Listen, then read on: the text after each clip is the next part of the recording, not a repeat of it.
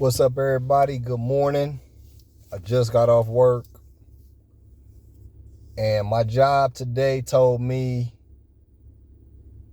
there's no more overtime for the foreseeable future. They said we making a couple cuts. There is no more overtime for the foreseeable future. So I'm glad I got my overtime last week. Like I told you guys, working overtime is now a luxury. These food stamps will probably not be on everybody's card November the 1st. So we are looking at an all-out purge, food stamp apocalypse that's about to happen. These people who've been getting these $1,000, $2,000, $3,000 worth of food stamps on their card, they about to lose they about to lose their grip. You know, they about to lose it, y'all. I'm going to try to do my best to go shopping before the 1st. I've been working a lot. I've been tired.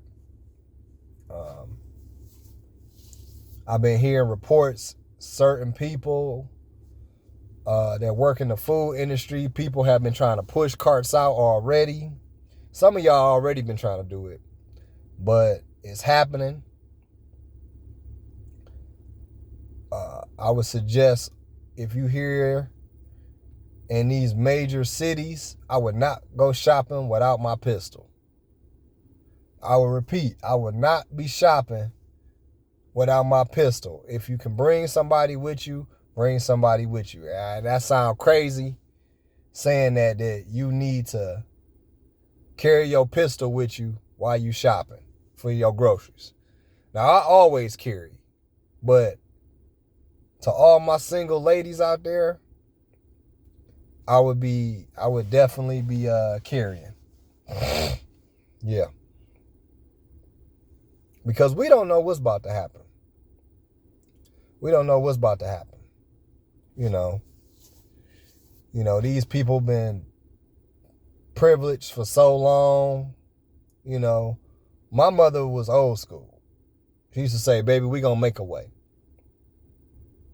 You know, food stamps or not, my mother, she made a way for us. You know, I still don't know how my mom made it, but she did. But one thing my mother always told me, she said, Jay, we not gonna steal. We not gonna steal. I remember I stole a cupcake or some kind of cake from a store. And at the time, my mother was not driving. And she got home. When we got home, and we walked. See, we was old school. We walked from the supermarket. We walked from home to the supermarket and back. And I would say roughly that was about 5 to 6 miles. So that was a long ways, especially if it's cold or if it's hot. You know, a lot of people don't take that in consideration. When I do my grass and my snow, people always say, well, your price is too high. Well, it's either real hot or real cold. So guess what? I'm going to tax you. But I digress. So we get home, and my mother said, I didn't pay for that. And I just gave her this look like, damn. So she made me walk all the way back to that store and go return that muffin or that cupcake, whatever it was. And I got there, and the guy looked me in the eye, and he said, it's okay, son. You can have it. And I said, no, it's not okay. My mother said, I got to get this back to you because I didn't pay for it. That's the kind of era I grew up in, the 80s. You people out here now, y'all don't got no respect. You don't know how to budget money. You feel privileged. You know, you feel like everything supposed to be given to you. You feel like everybody supposed to just accept you for who you are. People supposed to feel sorry for you. People supposed to feel pity for you. All this other stuff. You know, y'all ain't tough. Y'all all soft. Y'all soft like Hostess and Wonder Bread. Because as soon as adversity hit, you want to go steal stuff. And you want to say, well, I got all these kids. Well, where they baby dad? Where your fathers at? Where the fathers to these kids? You wasn't so tough when you was making them. Now you want all these taxpayers to pay for your stuff? Get out of here, man. Get out of here. Y'all better be ready, man. Prayers to everybody on that government shutdown still. Prayers for Jamaica. It's unfortunate if you're still on that government shutdown. Very unfortunate. Those are the people who I really feel like that really probably need it right now. You know, I couldn't imagine trying to go almost 2 months without getting a check. You know, I'm blessed. I got a little bit of money put up. But the average household is living paycheck to paycheck. You know, the average household in America is living paycheck to paycheck. You know,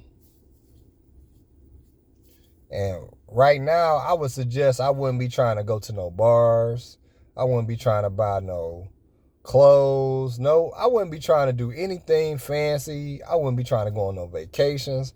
I would be trying to save as much money as I can going into 2026.